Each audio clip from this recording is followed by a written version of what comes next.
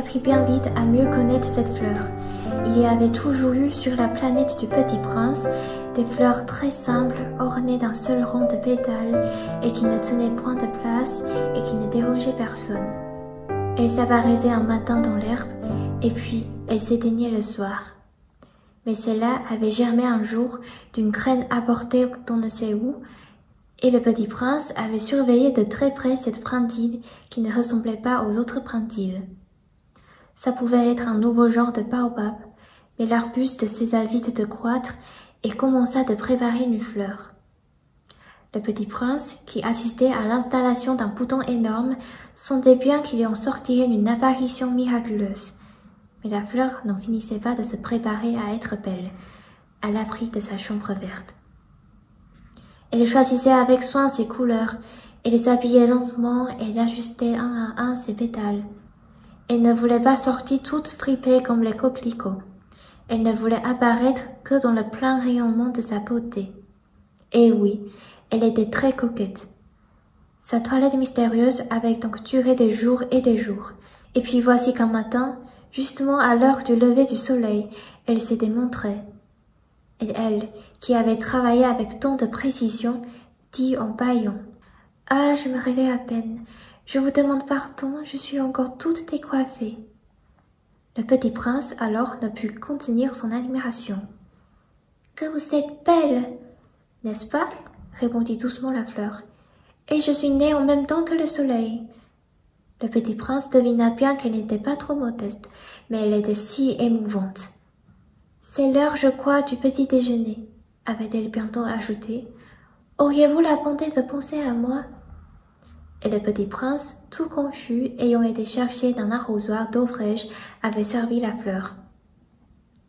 Ainsi l'avait-elle bien vite tourmentée par sa vanité un peu ombrageuse. Un jour, par exemple, parlant de ses 4 épines, elle avait dit au Petit Prince « Il peut venir les tigres, avec leurs griffes. » « Il n'y a pas de tigres sur ma planète, » avait objecté le Petit Prince. « Et puis, les tigres ne mangent pas l'herbe. »« Je ne suis pas une herbe, » avait doucement répondu la fleur. « Pardonnez-moi, je ne crains rien des tigres, mais j'ai horreur des courants d'air. Vous n'auriez pas un paravent ?»« Horreur des courants d'air, ce n'est pas de chance pour une plante, » avait remarqué le Petit Prince. « Cette fleur est bien compliquée. » Le soir, vous me mettrez sous globe. Il fait très froid chez vous. C'est mal installé. Là où je viens... Mais elle s'était interrompue. Elle était venue sous forme de graine. Elle n'avait rien pu connaître des autres mondes.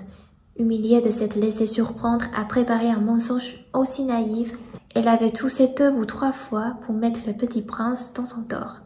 « Ce paravent ? J'allais le chercher, mais vous me parliez. » Alors elle avait forcé sa toux pour lui infliger quand même des remords. Ainsi le Petit Prince, malgré la bonne volonté de son amour, avait vite douté d'elle. Il avait pris au sérieux des mots sans importance et était devenu très malheureux. « J'aurais dû ne pas l'écouter, » me confia-t-il un jour. « Il ne faut jamais écouter les fleurs, il faut les regarder et les respirer. La mienne embaumait ma planète, mais je ne savais pas m'en réjouir. Cette histoire de griffes qui m'avait tellement agacée eût dû m'attendrir. » Il me confia encore. « Je n'ai alors rien su comprendre. J'aurais dû la juger sur les actes et non sur les mots. Elle m'embaumait et m'éclairait. Je n'aurais jamais dû m'enfuir. J'aurais dû devenir sa tendresse derrière ces pauvres Russes. Les fleurs sont si contradictoires. Mais j'étais trop jeune pour savoir l'aimer. » Chapitre 9. Je crois qu'il profita pour son évasion d'une migration d'oiseaux sauvages. Au matin du départ, il mit sa planète bien en ordre. Il ramena soigneusement ses volcans en activité. Il possédait 2 volcans en activité et c'était bien commode pour faire chauffer le petit déjeuner du matin. Il possédait aussi un volcan éteint. Mais, comme il disait, « On ne sait jamais. » Il ramena donc également le volcan éteint. S'ils sont bien ramenés, les volcans brûlent doucement et régulièrement sans éruption. Les éruptions volcaniques sont comme des feux de cheminée. Évidemment, sur notre Terre, nous sommes beaucoup trop petits pour ramener nos volcans. C'est pourquoi il nous cause des tasses d'ennui. Le petit prince arracha aussi, avec un peu de mélancolie, les dernières pousses de baobab. Il croyait ne jamais devoir revenir. Mais tous ses travaux familiers lui parurent, ce matin-là, extrêmement doux. Et, quand il arrosa une dernière fois la fleur et se prépara à la mettre à l'abri sous son globe, il se découvrit l'envie de pleurer. « Adieu !» dit-il à la fleur. Mais elle ne lui répondit pas. « Adieu !» répéta-t-il. La fleur toussa, mais ce n'était pas à cause de son rhume. « J'ai été sotte, » lui dit-elle enfin. « Je te demande pardon. Tâche d'être heureux. » Il fut surpris par l'absence de reproche. Il restait là tout déconcerté, le globe en air. Il ne comprenait pas cette douceur calme. « Mais oui, je t'aime, » lui dit la fleur. « Tu n'en as rien su par ma faute. Cela n'a aucune importance. Mais tu as été aussi sot que moi. Tâche d'être heureux.